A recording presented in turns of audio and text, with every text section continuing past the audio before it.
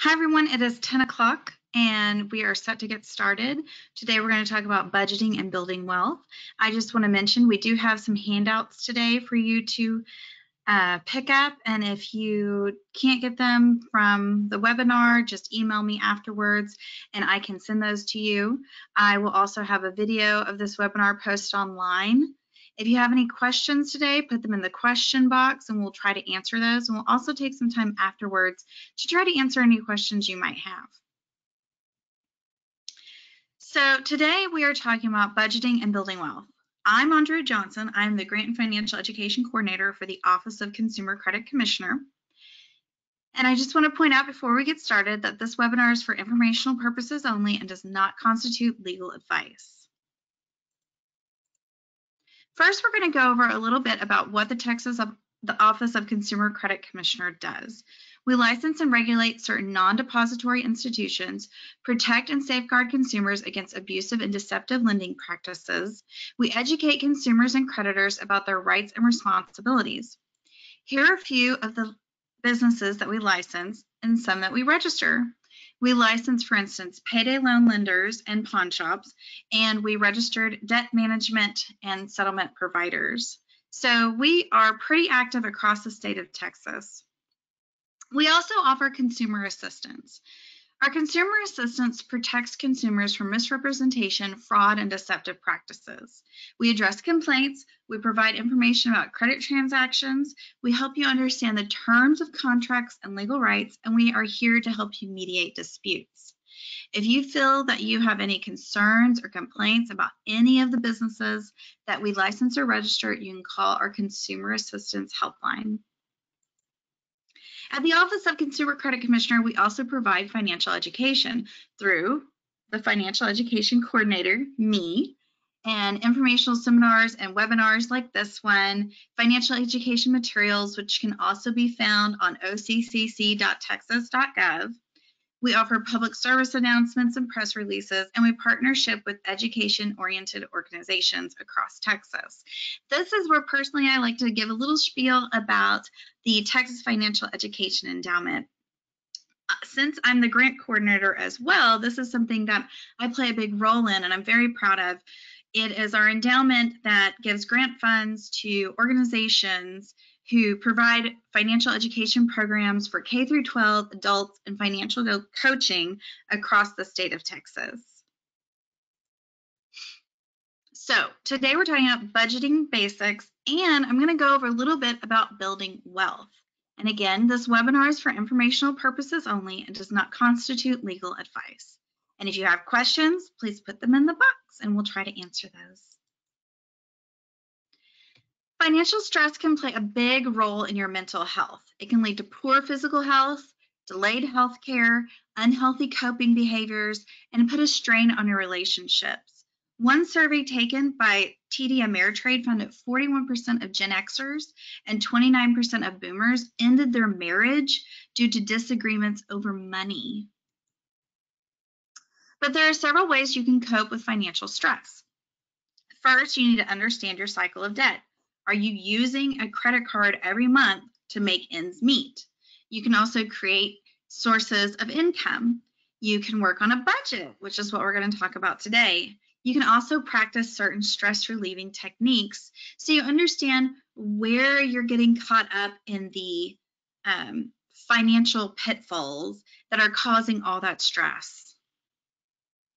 So we're going to have some questions today, and my first question is going to be, what aspects of your life are affected by poor financial health? And think about that for a minute. I know that relationships in my life can be affected by this a lot. It can affect you physically or mentally. Maybe you're staying up. You pay your bills one day, the money comes in, you pay your bills, and you're like, oh my gosh, I'm already broke.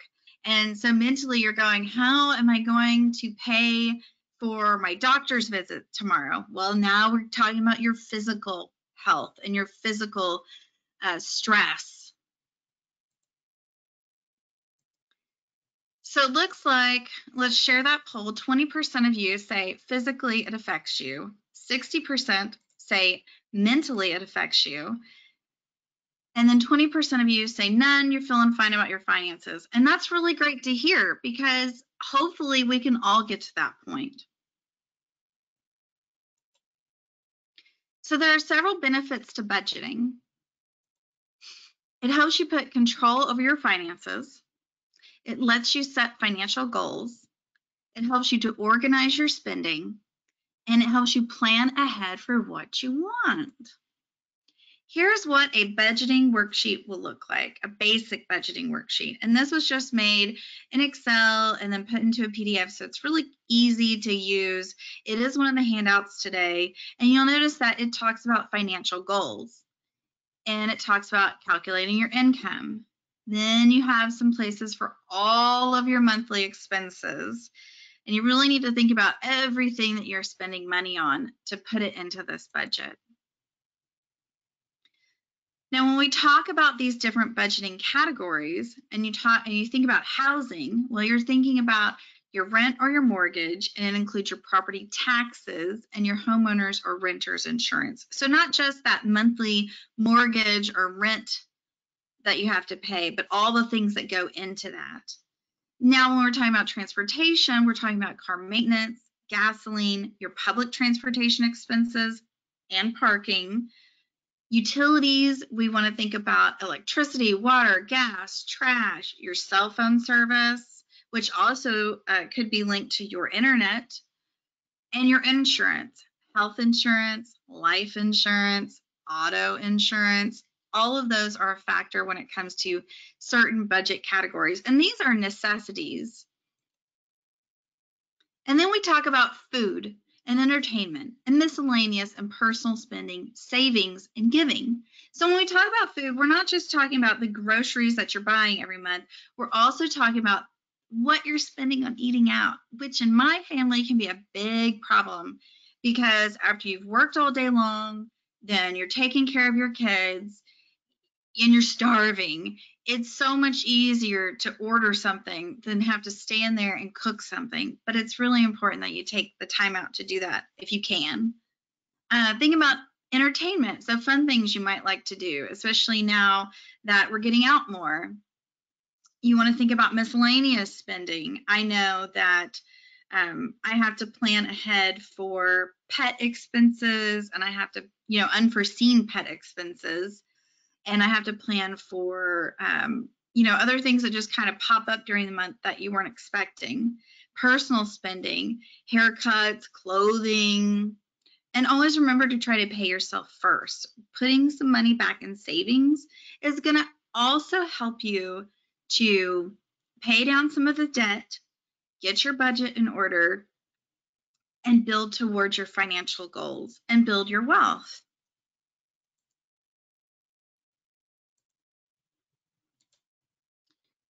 So, which monthly expenses do you feel you already budget? Do you already look at your income and go, okay, I got to have this set aside for the mortgage. I got to have this set aside for insurance. I got to have childcare, my car payment. I have to budget for, I almost don't even budget for mortgage because it automatically comes out. And then childcare I have to budget for because we have 2 little ones in daycare. And so that's something that's a high priority in our house as well. I'll give you a couple more seconds to answer. I'm going to close that poll and share that with you.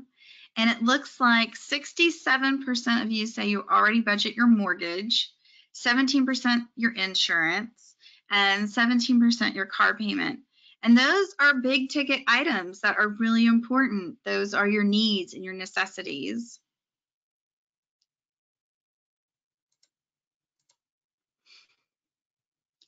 So, how do you know how much to put in each category? In order to answer this question, you need to review your receipts, your credit card and bank statements to see what you're spending in these categories on a regular basis. It's going to be a lot easier to build a budget if you look at this ahead. Don't just sit down today and go, oh, I'm going to build a budget.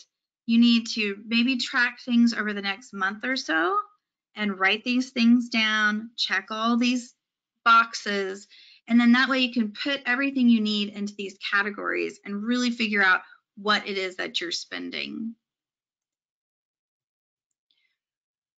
You're going to start by gathering all your fixed monthly bills and calculate the total. Monthly fixed bills are expenses that don't change on a monthly basis. So we're going to include your mortgage, your car payment, your car insurance. If you have a student loan, that's something else that you need to include in your fixed monthly bills. And eventually things like your car payment, your house, your student loans, all those things they're going to be paid off. So that's something to look forward to and work towards. You want to estimate your variable monthly bills. You want to take into account your personal spending, entertainment, miscellaneous, and food. And like I mentioned before, you want to track it first, then budgeting will be later. It will be easier later.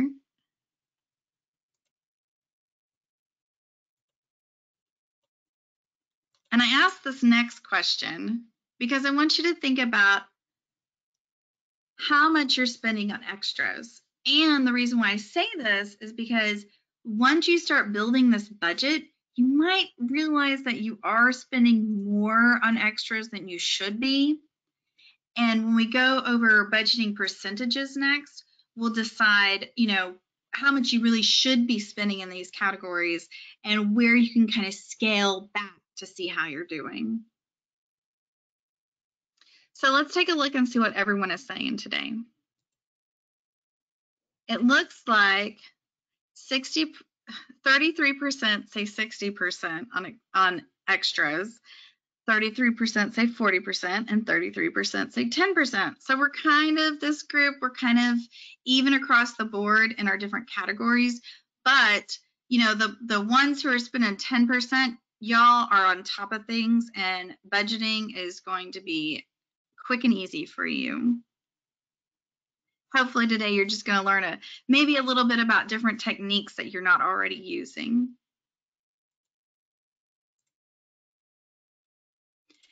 So we're going to talk about budgeting strategies. There is budgeting percentages. There's the 50-20-30 budget, the 80-20 budget, and the zero-based budgeting. I fall somewhere in between zero-based budgeting and 50-20-30. To me, zero-based is just real cut and dry. So everyone is different when it comes to budgeting, and these categories are going to look a little different for you. Some of the people who answered that they'd spend 60% on extras, these categories are going to look a little different to you. So these percentages are based on your total after-tax income, but before 401k, medical insurance, and other contributions. These budget categories are also based on the assumption that you're carrying no debt except for mortgage. If you have credit card debt, student loan debt, monthly payments that are not accounted for, you should reduce your discretionary spending categories. And that's going to be entertainment, miscellaneous, personal spending. Those categories you're going to need to cut back on. But I want you to always remember that everyone is different and you're going to spend a little more or a little less in each category. And you just need to plan and track what you're spending and where you're spending it. So let's say, if you are doing if you are spending a big amount of your money every month on extras, like your miscellaneous, your entertainment, your personal spending, and you need to also calculate a student loan, you're going to need to cut back on some of those categories. Here is the 50-30-20 technique. This one splits your take-home pay into 3 categories. 50% is going to go into your needs, 30% is going to go towards wants, and 20% is for savings and debt repayment. The 80-20 budget is a simplified version of the 50-30-20. You just need 20% for savings and debt, and then 80% goes into everything else. Now, when we talk about the 20% in savings is anything that increases your net worth. So that's going to include your savings account, paying off debt, and investments. So savings is a broad umbrella of things and not just a savings account. Now let's talk about zero-based budgeting. This is more of what I do because I need to see where every little penny is going. And what you're going to do with zero-based budgeting is you're going to balance your income and your expenses and realize that every dollar has a purpose. It's the same idea as the envelope method, which is where you literally take envelopes, put cash into the envelopes based on what you need in each category. So when it comes to the zero-based budgeting, it's your income minus expenses all the way down to zero. Now, this is what a budget might look like for you. This uses the budgeting percentages that we just discussed, and it is also an example of zero-based budgeting because you can see you have your total income at the top, 100%, and then all your percentages come out and it totals your income. So the income and the output equals zero. Now, you'll also notice on this one, there is a student loan. And so you'll notice that entertainment, personal spending, miscellaneous, especially personal spending and miscellaneous, instead of doing 5 to 10% in those categories, your student loan needs to be taken care of. So in order to get that student loan taken care of, you're just going to have to eliminate some of the extra stuff that you're spending money on. I know a lot of times when I go online, I go, ooh, do I really need that right now? And so it has to wait. You know, it's so easy to just open your phone or your tablet or whatever and click and put it in the shopping cart and buy it, and then it's here later. But those dollars really add up when it comes to these percentages and how you disperse your money. So when it comes, here is another way it looks, the 50-30-20 and the 80-20. You'll see that income is $3,600. That's just a blanket example. And then the needs are 52% of that. Your wants are 25% of that. And debt and repayment is 23%. These are percentages based on the budget that you just saw. And you'll notice it's not an exact 50-30-20. No one expects you to be perfect. And the same goes for the 80-20. You'll notice that it's 23% and 77%. Again, no one expects you to be perfect. So you're just going to have to make your budget and figure out where you fall into these categories and your expenses, and try to get them as close as possible so you're not spending too much on personal stuff and you're still getting your fixed monthly bills that need to be taken care of, your needs and your necessities over your wants. So when we talk about budgeting and building wealth, we also talk about debt repayment. There are a couple things you can think about today. For instance, the debt snowball. What you're going to do here is you're going to pay the minimum payment on everything, and the extra goes to the smallest balance. So regardless of interest rate, let's say you owe $1,000 on one and $200 on the other, you're going to focus on that $200 credit card, and it's going to get paid off. Now, I like the idea of a debt snowball because you're going to start seeing that paid off faster instead of the higher interest rate and leaving the other stuff to, do minimum payments, which makes the interest occur. And so this way, you're going to see that paid off faster. Now, the debt avalanche, you're going to pay the minimum payment on everything and add any extra money to the highest interest rate. So even if, you have that little $200 balance on a credit card and you have a $500 balance on a credit card, regardless of what is owed, you're just going to chip away at the one with the highest interest rate and pay the minimum on everything else. It'll take a little bit longer because you're fighting that higher interest rate, but that higher interest rate is what's making that debt go up because it's just interest. You want to think about consolidating credit cards. You can consider balance transfers, but watch out for the fees.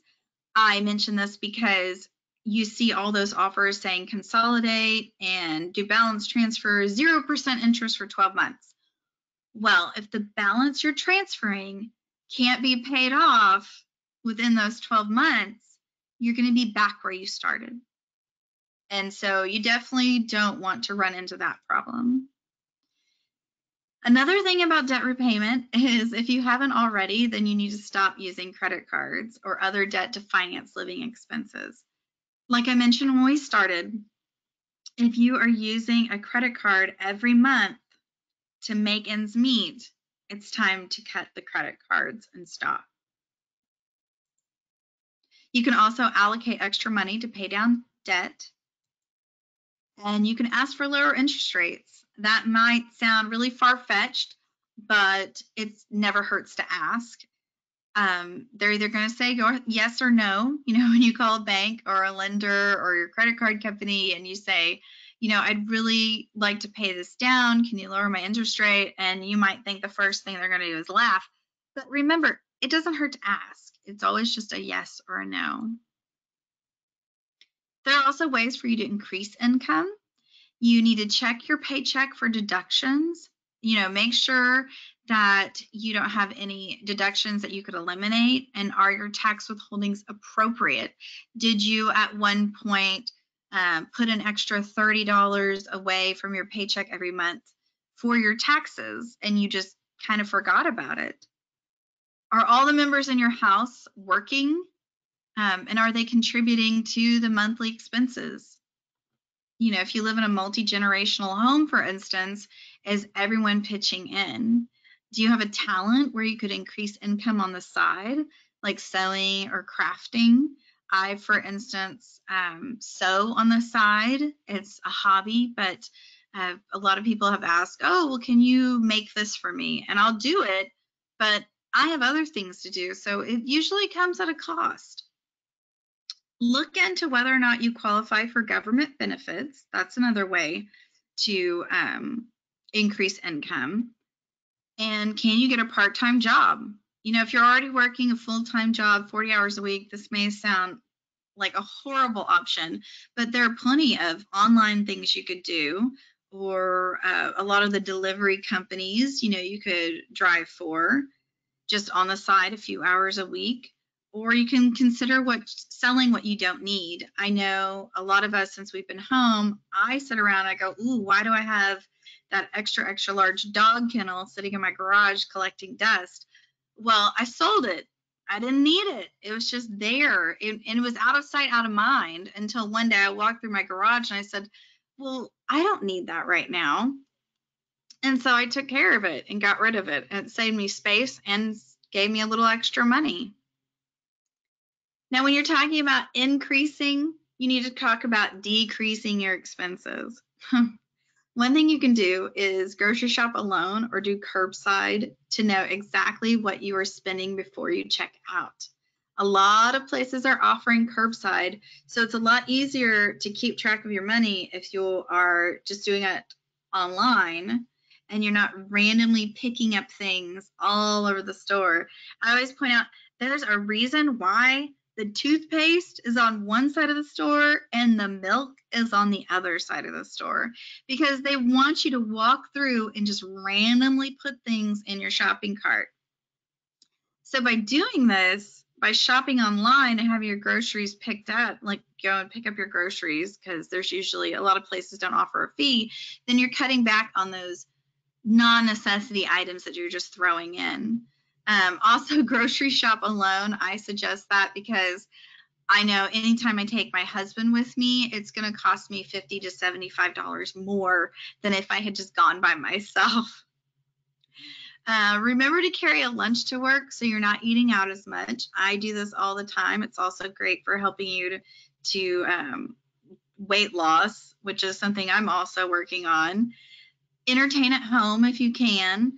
Remember to shop at the end of the season. I found out just this summer about Target and Walmart doing their basically July and Christmas sales, and it was from a mom friend of mine. And when I looked it up online, what are the great deals at Walmart right now in July? It was like a secret society that I had to search for to find all this information. And so what she does, for instance, she has a very large extended family. So when businesses put their items on sale like that, that's when she buys gifts for Christmas and birthdays, and she has a closet that she sticks these items into. And then that way, when she has a birthday come up or Christmas for her extended family, she can just pull this stuff off the shelf when she needs it. And there she has an instant gift. And she didn't wait until prices are higher or she's fighting people in the store for these items. If you can, carpool to work. That's another thing you can do to not only help save gas, which is a big expense, but you are also saving, the life of your car pretty much. You're not putting as much work on those tires, the engine. So that's going to help also to cut down on those car expenses like maintenance. Then also reduce spending in categories are non-necessities, such as housekeeping services, club memberships, and consider donating time instead of money. Cut extra cable channels. For instance, I broke up with cable 3 years ago, and we are not compatible. You can always add those items back later if you want to, but as for me, cable is gone, and I don't expect cable to show up again. So if your after-tax pay isn't enough to cover all of your expenses, you need to adjust your categories. We've already mentioned that. When your income increases, don't increase your spending. Stick to the same budget. Pay off debt and save extra money where you can, and try to prevent late payments. You might think, oh, well, no big deal. It's just a $10 late fee, a $12 late fee. Well, 2 months of those late fees, that's $20 or $24. And you could have been, if it's no big deal, then you set up a direct deposit into a savings account, and that's where you put those late fees. And then you pay your bills on time, and it'll add up. Remember, this is a big one, to lose the extra paycheck mentality. When you earn extra income, you need to resist the urge to spend the cash on items you don't need. Like I just mentioned, it's just not putting those, what would be a late payment into a savings account. But let's say you get a promotion at work and you get a pay raise and it's $20 a month. Take that $20 that you didn't have before and put it in a direct deposit into a savings account.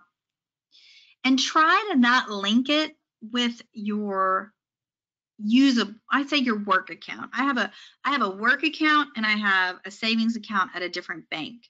So my work account is what I'm using for my daily expenses and for paying bills and all of those things. And then the savings account at a different bank, which isn't as easily accessible, is holding my money for emergencies. It's holding my savings account. It's holding, a pet expense. I have elderly pets at my home. So I've had a lot of pet expenses come up. And so that was a big helper this month as we took care of our aging pets. So we're also going to talk about building wealth a little bit today. Is building personal wealth important to you? Yes, no, a little. Maybe you're not sure because you're not sure what that means, because you're not sure if building wealth means being wealthy. And being wealthy and building wealth are not necessarily the same for everyone. So 80% of you say yes, building personal wealth is very important. And some of you say a little. And that's maybe because you probably haven't thought too much about it, or you're not at that point in your life where you consider that building wealth is a number of things, like purchasing a new home or your first home, or the new iPhone that just came out, or just saving money or a new car. All of those things are building wealth. Like, for instance, I just mentioned paying your mortgage on time, having savings for unexpected expenses. I mentioned my aging pets. All of our pets are between 12 and 13 years of age. So there's lots of unexpected expenses that are now popping up just to maintain their care. Saving for retirement is another one when it comes to building wealth. And when you think of retirement, think of it as a stool. And one leg is your pension, one is your Social Security, and the third is your 401k. And you need all three of these to build wealth and financial wellness for your future. So there are three things that go into that, and they all are going to require budgeting and saving money and looking forward. So when we're talking about building wealth, the first step to building wealth is determining your net worth. You can do this by subtracting your liabilities from your assets, which equals your net worth. Assets are everything you have that is worth something to you or someone else. Liabilities are everything you owe. And net worth, of course, is the difference between those. So that's where building that budget, you're going to see what you're owing. You know, it's going to help you realize what your liabilities are, for one thing. And here's what a balance sheet might look like to you. So you'll see it's got your cash coming in, your savings account, stocks and investments, your 401k. Look, there's even the market value of your car, and it shows your total assets. And then you're going to detect your liabilities. So here's where your budgeting comes in. Your mortgage, your car loan, your credit card balances, your student loan, your miscellaneous spending are all going to be there. And once you subtract those, your liabilities from your assets, you'll see your net worth. And so that's going to help you understand what you have and where you're going and how to get where you want to be.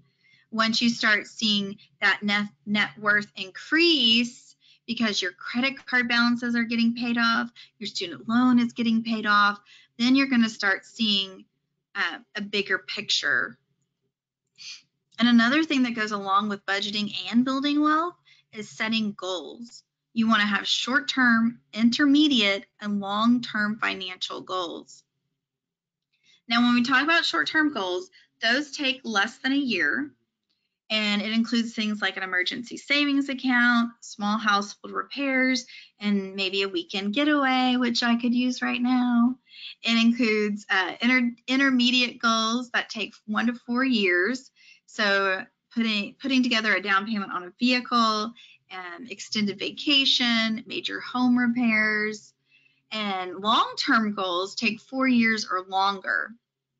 So we're talking about a down payment on a house, maybe buying a new boat. That sounds great. Retirement, that's another thing. I'm not sure where everyone is from today, but here in Austin, where I am, it is still hitting 90 degrees. So a new boat sounds lovely on the lake. So when it comes to building wealth, you want to budget, you want to set goals, and then you can build your wealth and figure out what that means to you. You know, does that mean having the big house on the block, or does it just mean some of these little things, you know, getting away for the weekend, going on vacation? Think about what's important to you and what your financial goals can be. And now that we've talked about them, do you have any short-term, intermediate, or long-term goals, or have you not even thought about it? I know I have a few. I would say that one of my financial goals right now is putting a deck on the back of our house. You know, we had a great deck at our old house, and it was wonderful. And that would just be great to redo that here at our new house. So that's something that I look forward to. I know my husband looks forward to possibly having a hot tub. That would be one of his financial goals. So the good news is it looks like almost everyone today said, yes, you have financial goals. And that's great to hear, because that's going to help you line up this budget and make it work. Now, when it comes to your financial goals, Have you written them down? And do you have somewhere visible that they are kept? I always suggest maybe writing them down and then, oh, let me hide the poll. Writing them down and then putting them like by a door that you walk in and out of frequently. So as you walk past the door and as other people in your household walk through the door, they can see your financial goals and then they can help to kind of get you there and get you where you want to be. You want to think about how much your goals are going to cost. And we're not just talking about monetary cost. You want to consider your support system and any sacrifices that might be necessary. So let's say maybe you have a tendency to impulse buy, and you really should have these goals written down somewhere so that when you go somewhere or you're shopping online and there's a pair of shoes that you want or a new jacket that you want that you don't need, you have these goals that you can physically see and go, oh no, I want the new deck on the back of my house more than I want that jacket. And you might think, oh, it's $50. That's nothing. Well, if you're taking that $50 and putting it in a savings account, then it's going towards your financial goal.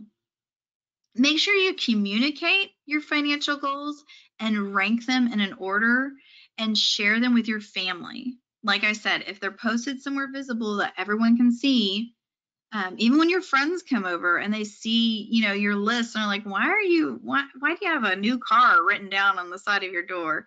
Well, because that's something I'm working towards. And your support system is going to help you to stay on track. If you call somebody and you go, oh, well, I really want, I really want to go out and I want to go shopping.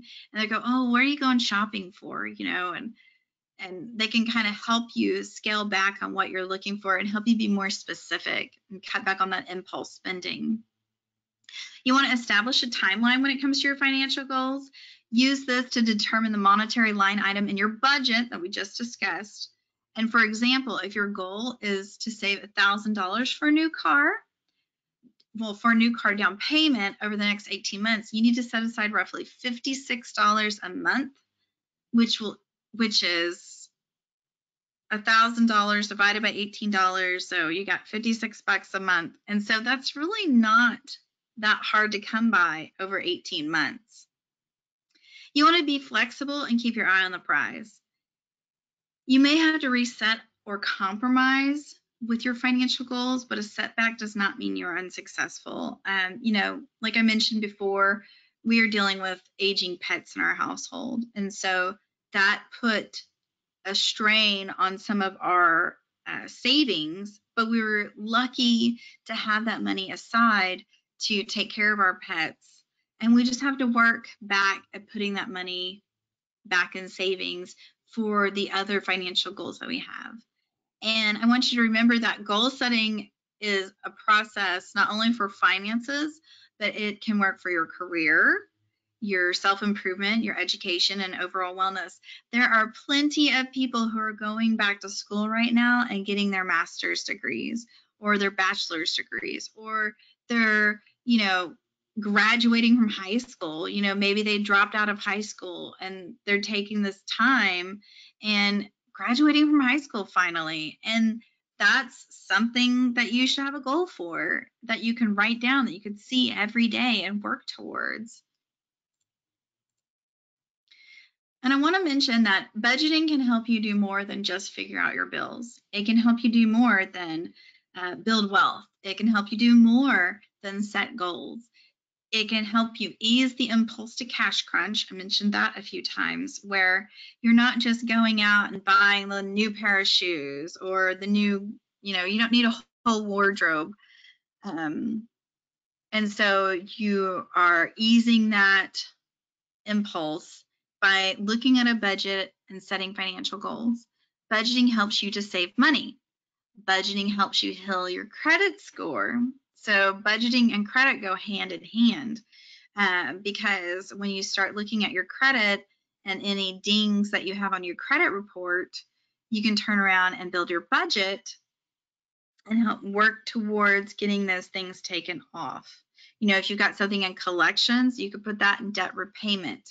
And so you can get that squared away and start budgeting towards getting that taken care of. It's going to save you time and stress when it comes to your finances. You know, in the beginning, we talked about financial stress. We talked about physical stress, mental stress, the stress put on your relationships. So by budgeting, you can outline what you have coming in, what you have going out, and keep track of that better in order to meet your financial goals. And budgeting helps you to take control of your finances. And once you take control of your finances, you also have a sense of confidence. I will tell you that when we purchased another car this spring, I knew what my credit score was. I knew what my credit history was. I knew what I had going into the car dealership. So when he came back to me, when the salesperson came back to me and said, oh, well, let's send this out and see what we can do for you. Let's check with all these other credit companies to see what we can find for you. And I said, no. I said, this is what I want. This is what my trade-in is worth. And this is what I'm willing to pay. And this is where it needs to be. And that's what we need to figure out. I said, and you're not running my credit until you come back to me with some concrete numbers that I am ready to accept. Because I know what my credit score is and I know what my credit report looks like. So not only are you taking control of your finances, you can also be more confident when it comes to spending. I want to thank everyone who was able to attend today. Again, my name is Andrea Johnson. I am the Financial Education Coordinator and Grant Coordinator for the Office of Consumer Credit Commissioner. You can email me at my email address, andrea.johnson@occc.texas.gov. If you have any questions, if you have a problem downloading those handouts that I have provided, which includes slides to this presentation, it includes credit brochures that just kind of tell different facts about credit, and it includes the budgeting worksheet that you saw during this presentation. And please go ahead and like us on Facebook at Texas Financial Education Endowment, or follow us on Twitter at Financial Ed Texas.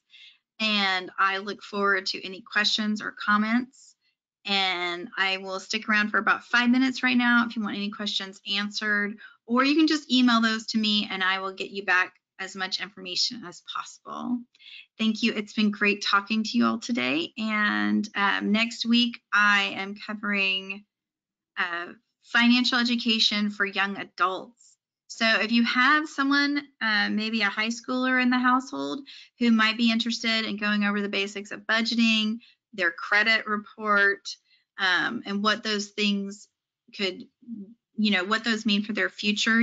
Maybe you've got a senior who's moving out next year or heading off to college, and when you first go out, there's a lot of credit card companies that want to just sign you up, and we'll be discussing the reasons why you should say no. So you can find those also at our website at occc.texas.gov under the Consumer Education tab. Thank you.